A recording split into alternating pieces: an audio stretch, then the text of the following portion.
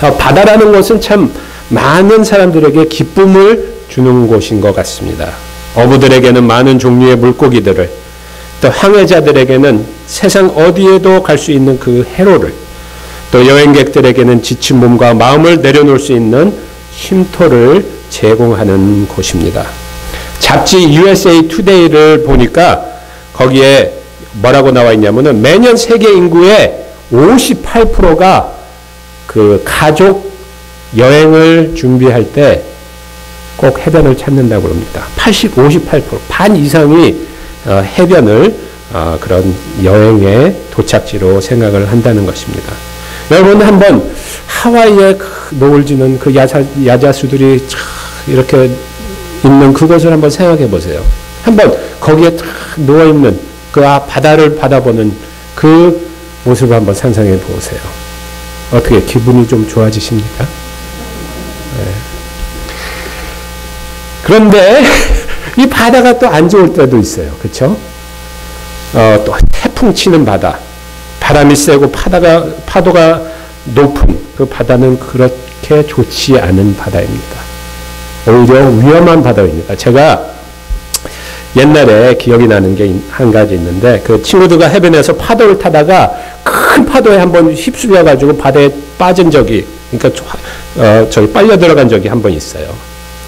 그때 아무래도 어리고 이제 그 서핑을 못 하니까 이제 이런 조그마한 부기보드라는 거를 하나를 사가지고 한번 큰 파도를 한번 도전해 보자, 멋있게 한번 타보자. 그리고 열심히 막 나갔어요. 헤엄을 쳐가지고 나갔는데 이제 아무래도 그런 경험이 없으니까 그 파도 밑에 있으면 안 된다는 사실을 이제 까먹은 거예요. 그래가지고 큰 파도를 쫓아서 나갔는데 제가 그 파도에 그냥 덮치는 바람에 그 안에서 막 떼글떼글 굴고 뭐 위가 어딘지 모르는 거예요. 그래가지고 나오다가 그냥 짠 바닷물 한 사발을 마신 것 같아요. 그러니까 얼굴이, 아니야, 눈앞이 노래지고 겨우겨우 살아가지고 나와가지고 바닷가에 쓰러져가지고 한참 그런 안도에 숨을 쉰 그런 기억이 있습니다. 아무리 아름답고 좋은 바다 할지라도 우리가 큰 파도 밑에 있으면, 그렇죠? 그것이 힘들고 무서운 곳이 됩니다. 아무리 많은 여행객들이 비싼 돈 주고 가는 하와이의 해변가라 할지라도 우리가 파도 밑에 있으면은 그곳은 지옥이 될 수 있다는 것입니다. 그러나 어떤 파도가 쳐도 제일 안전하고 두려움이 없는 곳이 있습니다. 한번 화면을 한번 보세요. 이야, 파도가 치는 이 바다. 그 중간에 그 등대 안에 사람이 서 있는 거 보세요? 보이세요? 제가 이 그림을 너무너무 좋아합니다. 그래가지고 제가 10년 동안 제 명함에 이 그림을 조그맣게 넣어가지고 사람들에게 나눠주고 했습니다. 너무나 의미심장하지 않으세요? 그 거친 바다의 파도가 사람을 진짜 죽일 듯이 앞으로 오고 있는데 거기에 안전한, 평안한 모습으로 설 수 있다는 것입니다. 그것이 우리의 모습이 되었으면 좋겠습니다.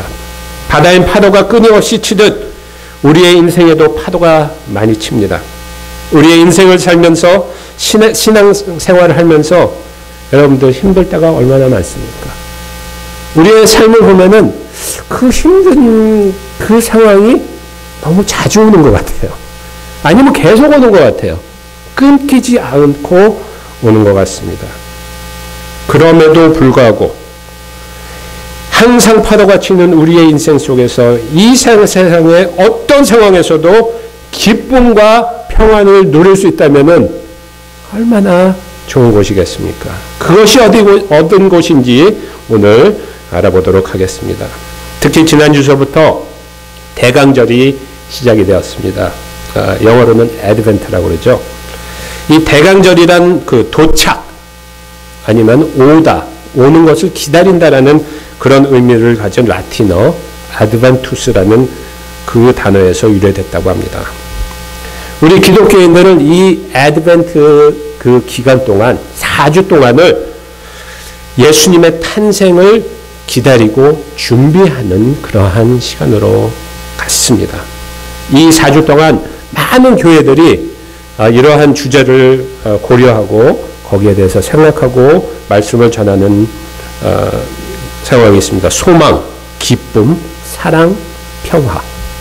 그래서 우리가 크리스마스에 우리 이 애드벤트 시즌, 대강절을 준비하는 이 주님의 탄생을 준비하는 이 과정에 오늘 기쁨이란 그 단어를 한번 우리가 생각해보고 그려내보도록 하겠습니다. 2000년 전 첫 성탄절 날 천사가 목자들에게 이르되, 그렇죠? 큰 기쁨의 소식을 선포하며 이르되 두려워하지 말라. 내가 온 백성에게 미칠 큰 기쁨의 소식을 너희에게 전하노라. 오늘 다윗의 성에 너희를 위하여 구주가 나셨으니 곧 그리스도 주시니라. 라고 10절, 11절에 얘기하고 있습니다. 여기서 큰 기쁨의 좋은 소식이라는 그 단어를 얘기하죠. 헬라어로는 메가카라라는 그런 단어입니다. 메가. 우리 그 단어 잘 아시잖아요. 메가. 메가마트라는 곳이 저기 아틀란타에 하나 있기도 하더라고요. 크다는, 엄청 크다라는 그런 단어잖아요. 오늘 여기서 얘기하는 이 단어, 엄청 큰 기쁨, 메가 기쁨. 크리스마스의 소식은 이 메가 기쁨이라는 것입니다. 이 기쁨이란 단어는 신약의 명사로 59번, 그리고 동사로 74번이 나옵니다. 그리고 이 기쁨이란 단어는 항상 기뻐하라라는 그러한 명령조와 함께 성경에 써 있다는 것입니다. 이것이 아주 중요한 우리 이 그리스도인들에게는 중요한 주제입니다. 기뻐하라. 기뻐하라. 우리 한번 거기에 대해서 우리가 생각하고 우리가 기도해보는 시간을 갖도록 합니다. 그래서 오늘 이 말씀을 통해서 제가 그 기쁨에 대해서 우리가 어떻게 기쁨을 가질 수 있는지 세 가지를 여러분과 나누기 원합니다. 첫째로, 기쁨은 그리스도 안에서의 기업이라는 것입니다. 우리가 하나님한테 받은 그리스도 안에서의 기업이라는 것입니다. 빌립보서 3장 1절에 보면은 사도 바울은 우리에게 주 안에서 기뻐하라. 또 빌립보서 4장 4절에 보면은 주 안에서 항상 기뻐하라. 내가 다시 말하노니 기뻐하라. 라고 3번이나 사도 바울은 명령으로 우리에게 이 기뻐하라라는 말을 권면합니다. 그러면서 또 여기서 무엇이랑 접하게 되냐면요. 이 기뻐하라라는 것을 무엇이랑? 주 안에서 기뻐하라. 라는 그 관계와 기쁨과 주 안에서라는 이것을 이렇게 같이 붙이는 것을 우리가 볼 수가 있습니다. 그러니까 기쁨은 어디서 얻는 것이냐? 첫째로 관계 안에서 얻는다는 것입니다. 그 더 후크라는 그 영화 혹시 본 적 있으세요? 그 피터팬, 그 유명한 그 스티븐 스필버그 감독이 만든 영화인데, 이 내용은 뭐냐면은 피터팬이 이제 세상으로 와서 이제 결혼을 하고 어른이 돼가지고 세상 사람과 같이 바쁘게 지내고 있는데, 그 네버랜드, 그렇죠? 피터팬이 살던 그 환상, 그러니까 그러한 그 이매지너리 랜드에서 후크라는 선장이 두 아이를 납치해버리고 맙니다. 그래서 이 피터팬, 어른이 된 피터팬이 네버랜드에 돌아가서 그 다시 과거에 있었던 그러한 능력과 그리고 그러한 모든 것들을 회복하고 후크와 싸워서 자기 자식들을 구한다는 그러한 내용입니다. 근데 거기서 그 자신의 그 본 모습으로 돌아가기 위해서 피터팬이 해야 되는 아주 숙제, 제일 어려운 숙제가 하나가 있는데, 그게 뭐냐면은 다시 날 수 있게 되는 그것이 제일 중요한 것. 그것이 없으면은 피터팬은 승리를 할 수가 없는 거죠. 하늘을 나를 수 있어야만 이길 수가 있습니다. 그래서 이 어른이 돼버린 피터팬은 열심히 다시 날 수 있도록 훈련을 합니다. 그러나 할 수가 없어요. 왜냐하면은 그 어린이의 청순함과 그리고 기쁨을 잃어버려서 그 어른이 된 피터팬은 날 수가 없습니다. 그때 다시 나는 법을 배우려면은 한 가지를 해야 된다라고 그 팅커벨이 조언을 하는데 그게 무엇이냐? Happy thought. 행복한 생각 하나를 떠올릴 수 있으면 다시 날 수 있다. 가지고 이 사람이 그냥 고민하고 막 쥐어짭니다. 돈 그리고 뛰었는데 그냥 떨어져. 큰 집 그리고 계속 떨어지는데 가만히 생각해 보니까 진정으로 자기에게 기쁨을 주었던 사람이 누구예요? 자기 자녀들이라는 거예요. 자기 자녀들. 그동안 일에 바빠서 니글렉트 했던 우리 자녀들. 그 생각을 하니까 기쁨이 올라오더라는 것이에요. 그래서 피터팬이 다시 날 수 있고 승리를 할 수 있게 되었다라는 그런 내용입니다. 여러분들은 어떻습니까? 여러분들은 어떤 관계 안에서 기쁨을 누리고 계십니까? 주님과의 관계 안에서 기뻐한다는 것은 그렇죠? 행복한 순간에만 우리가 기뻐하는 것이 아니지 않습니까? 아니 그것이 그 기쁨의 조건이라면은 우리가 왜 예수님을 믿겠어요? 우리가 기뻐하지 못할 상황에서도 우리가 기뻐할 수 있는 이유는 바로 우리가 주님과의 관계, 주님이 예수 그리스도가 나의 구세주요, 나의 주님이시기 때문에, 나의 하나님이시기 때문에 그 관계 때문에 우리가 어떠한 상황에서도 기뻐할 수 있다는 것입니다. 오늘 이 빌립보서 3장에 제가 수요일 날 그 강해를 할 때 이 사실을 언급했습니다. 사도 바울을 보면은 이 기뻐하라라고 명령을 할 때 그 상황이 그렇게 좋지 않았잖아요. 감옥에 갇혀 있었죠. 또 빌립보에 있는 많은 유대인들이 정죄를 하고 뭐 이단이다 뭐 정죄를 하고 했습니다. 그리고 빌립보서의 교인들은 핍박을 많이 받는 그런 상황이었습니다. 그럼에도 불구하고 바울은 그들에게 기뻐하라라고 명령을 합니다. 기뻐하라고 명령을 하지 않으면 기쁘지 않은 상황이기 때문에 바울은 더더욱이 기뻐하라라고 얘기합니다. 여기서 기쁨이 아닌 것 두 가지만 제가 생각해 보기를 원합니다. 첫 번째 기쁨이 아닌 거 한 가지. 바울이 말하는 기쁨은 그 행복이란 그런 단어와 똑같은 단어는 아니라는 것이죠. 우리가 금방 얘기했듯이 행복한 상황이 생겨야만 행복한 것이 아니라는 것이죠. 사실 기쁨은 연약함, 고통, 심지어 죽음 가운데서도 우리가 경험할 수 있고 느낄 수 있는 것이 바로 기쁨이라는 것입니다. 그 유명한 메가도 목사님은 이런 말씀하셨어요. 성경이 말하는 기쁨은 하나님의 뜻에 근거한 믿음을 나타냅니다.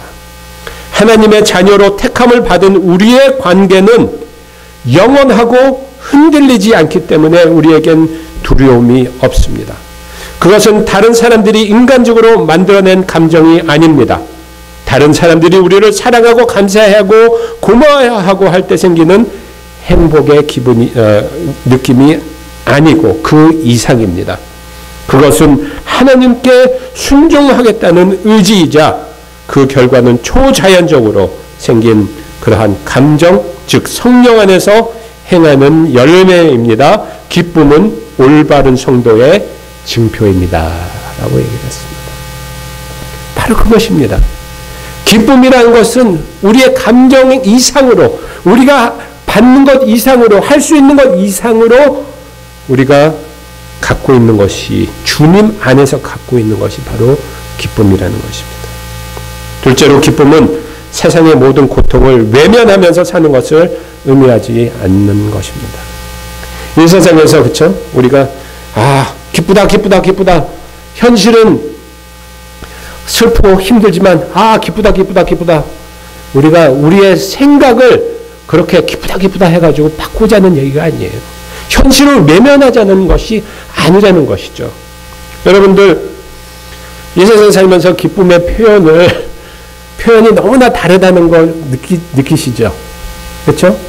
제가 어저께 이제 우리 와이프가 이제 생일이기 때문에 같이 이제 저녁을 먹었는데 식당에 가서 바로 옆에 테이블에 한 20대 30대 여자분들이 한 4명이 앉으셨어요. 무슨 한마디 하고 한 30분 웃더라고. 또 한마디 하고 또 30분 웃고 막 넘어가요 막. 아주 진짜 저렇게 좋나. 나도 전에 우리도 옛날에 그랬었나 이런 생각이 들더라고요. 우리 권사님들 참 제가 재미없는 농담에도 잘 받아주시고 웃으시니 얼마나 감사해요. 근데 또 여기에 또 우리 또 경상도 사나이들이 좀 있어요. 네? 그쵸? 이 표현이 좀 미약해요. 이 기쁨의 표현이 혹시 이거 슬프신가요? 화난 것인가요? 기쁘신가요? 기쁩니다. 그러고 있단 말이에요. 참 이 표현이라는 것이, 그쵸? 또, 어떨 때는 이 기쁨의 표현이 반대로 나오죠. 제가 두 번째 이라크에서 돌아와가지고, 우리 아들이 그때 막 태어나가지고, 병원에 가가지고, 딱 도착해가지고, 우리 와이프가 딱 있는 걸 보는데, 그때, 웃고 기쁨이 울컥해가지고 엉엉 울었어요. 아니 기쁜데 왜 기쁜데 겉모습은 막 엉엉 울고 막 눈물이 나가지고 그냥 이러한 모습들이 있다는 것이죠. 참 우리가 살면서 참 제일 안타까운 것이 무엇이냐면은 겉으로는 이렇게 웃고 참 아름답고 참 즐거워 보이는데 그 마음의 상처가 깊어서, 그렇죠? 그것을 감추고 그것을 표현하지 못하기 때문에 그것을 누르고 어떻게 보면은 또 우울증도 걸리고 어떻게 보면 자살도 생각하는 그런 사람들이 우리의 주위에 있지 않습니까? 그런 사람들을 우리가 볼 때, 제가 대학교 다닐 때도 그랬어요. 제일 까불고 하여튼 코미디언이었어요. 근데 그 친구가 4학년 때 자살을 해버렸어요. 아무도 그 사람이 그런 슬픔에 우울증에 걸려있다는 사실을 몰랐던 거죠. 그러한 사람들에게도 진짜 사탄은 이런 사람들을 절망의 그 낭떠러지에서 진짜 떨어뜨리기 원하지만 하나님은 그렇지 않다는 것이죠. 하나님께서는 우리에게 진정한 기쁨, 어떠한 상황에서 그러한 우울증과 진짜 자살까지 생각할 수밖에 없는 그러한 강박한 상황에서도 하나님께서는 우리에게 그 부드러운 말씀과 격려와 그 사랑의 말씀으로 우리를 기쁨으로 인도하신다는 것입니다. 하나님이 그리스도 안에 하늘에 속한 모든 신령한 복을 우리에게 주셨다라고 에베소서 1장 3절에 이야기하고 있습니다. 예수님께서는 왜 이 세상에 오셨습니까? 아담과 하와가 하나님께 반역했을 때 우리가 잃어버린 그 기쁨, 우리의 기업인 기쁨을 회복하기 위해서, 그렇죠? 우리를 사망에서 생명으로 옮겨주시기 위해서, 우리를 슬픔과 어둠과 그러한 곳에서 기쁨과 생명으로 옮기기 위해서 주님께서는 오셨다는 것입니다. 그렇기 때문에 우리는 그리스도 안에 있는 우리는 기쁨은 우리에게 기업이라는 것입니다. 우리가 받은 것입니다. 하나님이 주신 것입니다. 우리는 그것을 누려야 되겠습니다. 두 번째로 기쁨은 그리스도를 알아가는 것입니다. 아는 것이요 또 알아가는 것인 줄 믿습니다. 기쁨이란 무엇입니까? 즐거운 기분은 아니고 그건 더 이상이라고 우리가 벌써 얘기했고 행복 더 이상이라고 우리가 얘기를 했습니다. 눈물과 웃음을 동시에, 힘듦과 즐거움을 동시에, 슬픔과 기쁨을 동시에 가질 수 있지만 그 상황에서도 우리는 기뻐할 수 있다는 것이죠. 기쁨은 그리스도를 알아갈 때 그 기쁨이 더 커지는 줄 믿습니다. 빌립보서 3장에서 기뻐하라는 명령을 3번이나 바울이 얘기하면서 그 3장 8절에 이런 말을 합니다. 내 주 그리스도를 아는 지식이 가장 고상함이라. 예수 그리스도를 아는 지식이 우리에게 제일 고상하다라고 얘기합니다. 그렇기 때문에 예수님을 알아가면 알아갈수록 우리의 삶의 그러한 모든 것들이 하나님의 빛에, 예수님 그리스도의 그 생명에 비추어 보면은 어떻게 돼요? 아름다운 것이 된다는 것이에요. 빌립보서 주석, 그라네프에서 나온 빌립보서 주석에 이런 말이 있어요. 그리스도를 알아가는 것은 무엇입니까? 안 좋은 일이 생겼을 때도, 행복한 순간에도, 전쟁의 폭풍 속에서도, 사망의 음침한 골짜기에서도, 우리의 얼굴에 광채가 비칠 때나 실망으로 어두워질 때도, 예수 그리스도의 따스한 말씀과 그의 부드러운 손길을 느끼거나 그렇지 않을 때도, 이 모든 다양한 경험은 다이아몬드의 각 면과 같다라는 말을 합니다. 이게 무슨 말입니까? 다이아몬드는 왜 아름답습니까? 다이아몬드의 아름다움은 많은 각도의 프리즘이 빛을 여기저기 반사하기 때문에 아름답지 않습니까? 이와 같이 그리스도 안에서 우리가 그리스도를 알아가면 알아갈수록 우리의 상황과 우리의 현실이 한 면이 되어서 주님 안에서 그것이 다이아몬드의 그러한 프리즘이 된다는 것이에요. 그러면서 그 전체가 아름다운 것이 된다는 것이죠. 우리의 삶이 아름다운 것이 된다는 것입니다. 바울은 내게 그리스도를 얻기 위해서 그리스도를 알라고 했습니다. 한 아이가 이랬대요. 가족에서 파티가 있어가지고 많은 사람들을 초청해가지고 집에 그 리빙룸에 사람들이 가득 들어있는데 애가 딱 들어오더니 이렇게 돌아보더니 그러더래요. 이 방에 사람이 한 명도 없네. 그리고 나가버리더래요. 그게 무슨 말이에요? 사람이 가득 찬 리빙룸에 와가지고 사람이 한 명도 없네. 그리고 나가더래요. 자기랑 연관된 관계에 있는 사람이 한 명도 없다. 엄마랑 아빠가 없다는 소리잖아요. 그리고 나갔다는 것입니다. 그것이 바로 우리의 모습이 되기 바랍니다. 주 안에서 기뻐한다는 것은 우리가 많은 것이 없어도 그리스도만 있으면은 족하다는 것이죠. 예수님만 있으면은 우리는 기뻐할 수 있다는 것. 우리가 예수님만 알게 되면은, 예수님을 더욱더 깊이 알게 된다면은 우리는 어떠한 상황에서도 기뻐할 수 있다는 것입니다. 한번 신약의 그 기쁨을 누리는 사람들의 모습을 한번 보시기 바랍니다. 마태복음 13장에 밭에 감추인 보물을 얻으려고 자신의 모든 것을 판 사람, 이 사람은 왜 기뻐했냐? 그는 하나님의 나라가 그가 가진 것보다 더 가치 있다는 사실을 알았기 때문에. 여인들은 그 예수님의 부활하신 것을 보고 크게 기뻐했습니다. 왜? 그들은 그리스도께서 죽음에서 살아나셨다는 것을 알았기 때문에. 요한복음 16장에 예수님은 제자들에게 다시 오시기 때문에 기뻐하라고 말씀하십니다. 왜냐하면은 예수님이 돌아오시고 그 미래의 그런 영광은, 그 기쁨은 아무도 뺏어갈 사람이 없다는 것이죠. 사도행전 초대교회에 있는 사람들이 주님께 나온 것을 보고 복음을 전하는 자들이 기뻐했습니다. 왜냐하면은 고난 중에도 복음이 전파되는 것은 그리스도께서 그들과 함께 하시는 증거이기 때문에, 그 사실을 알았기 때문에 그들은 기뻐했다는 것입니다. 하나님을 아는 것이 기쁨의 열쇠인 줄 믿습니다.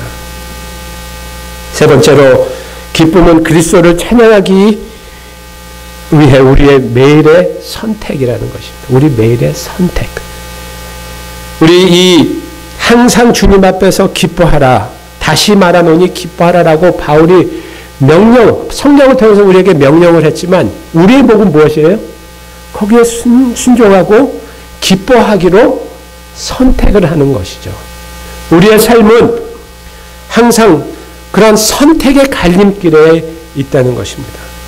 우리는 그 명령에 순종할 수도 있고 순종 안 할 수도 있다는 것입니다. 그렇기 때문에 우리에게는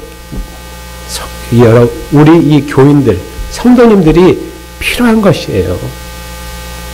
왜냐? 우리가 매일 선택을 하는데 그 선택을, 옳은 선택을 하지 못하고 힘들어할 때 우리가 예가 필요하거든요. 모델이 필요하다는 것이에요.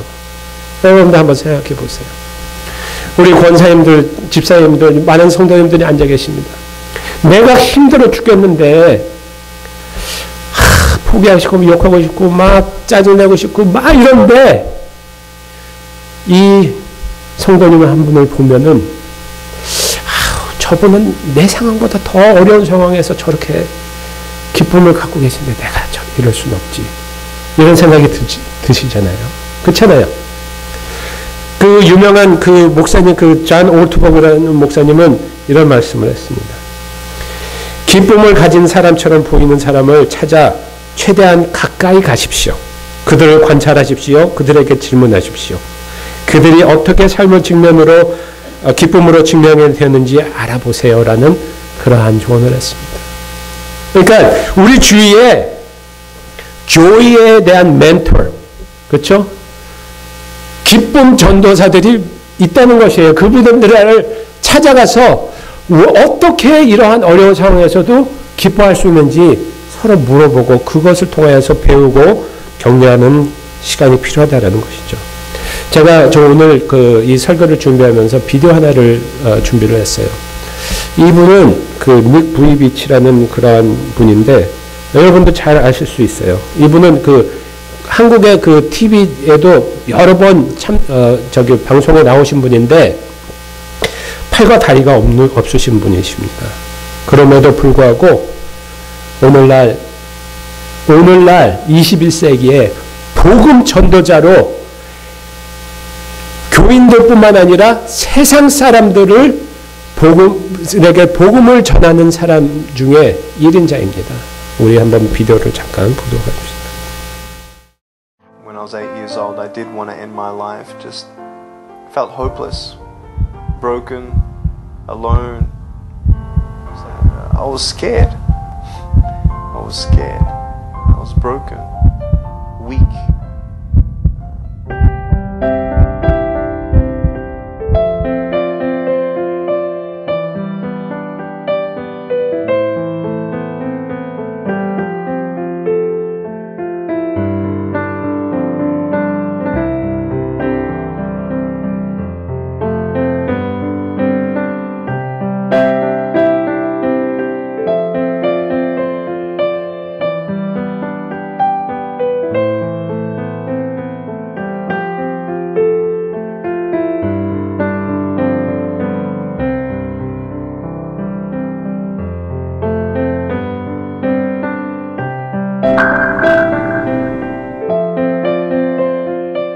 They didn't want me to feel sorry for myself. They wanted me to be like everybody else, and so they treated me like everybody else. And I realized more and more as I grew up that the way that I saw myself, that's how everybody else saw me. So, poor guy. But now that I wasn't feeling sorry for myself, people had respect for me, and started seeing an inspirational sort of side to my life. Yeah.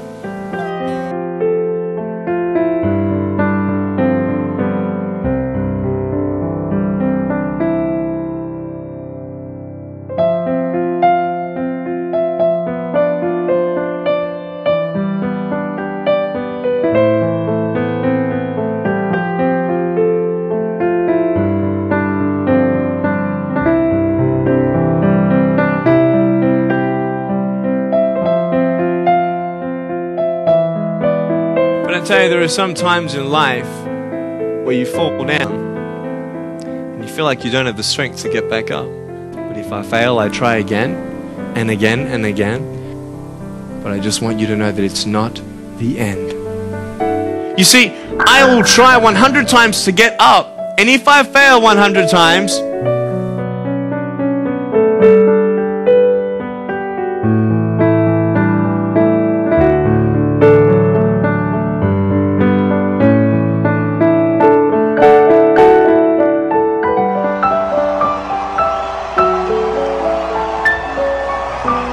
I am happy.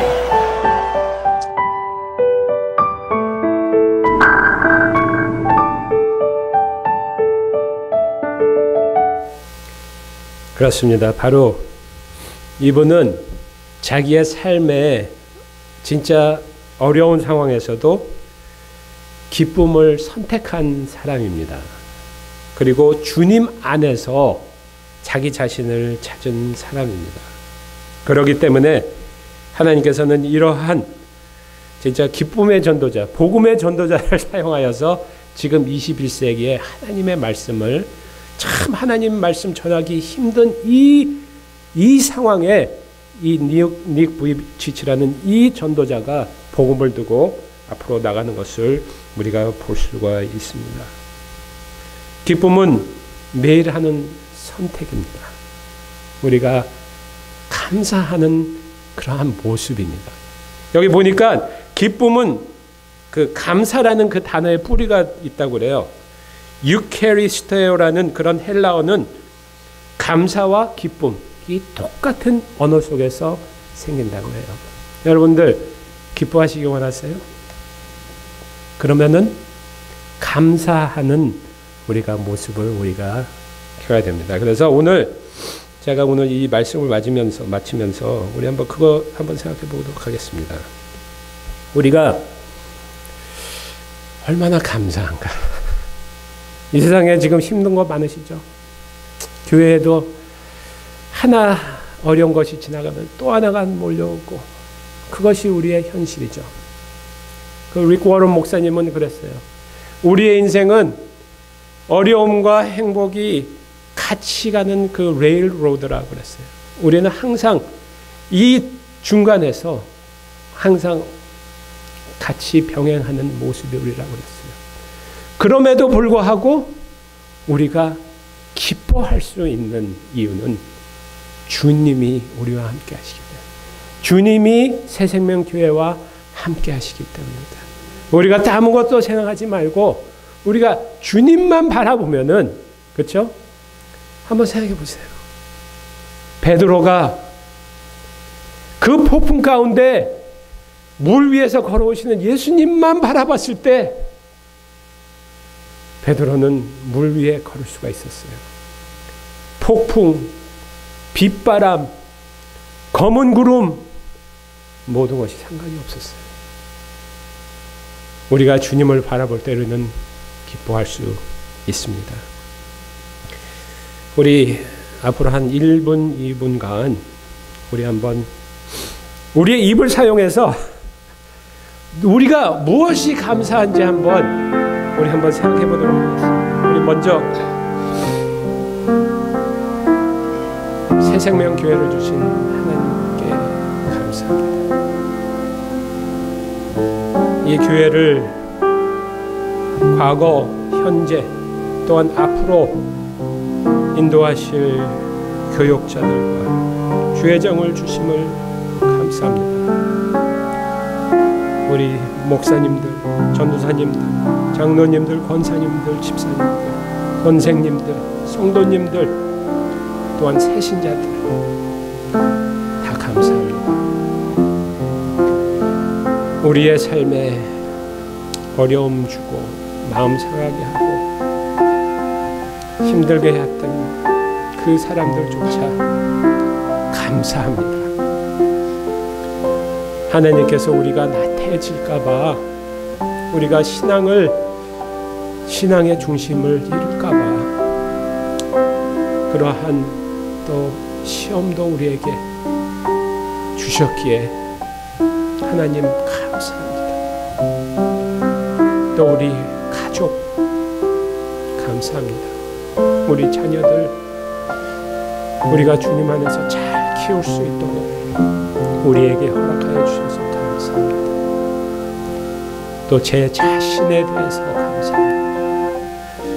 저를 그 어둠 사망의 권세로부터 구원하여 주시고 하나님 자녀 만들어 주시고 또 이러한 교회 공동체를 통하여서 주님 안에서 신앙생활하고 우리의 믿음이 성장하게 해주시니 감사합니다. 우리 통성으로 1, 2분간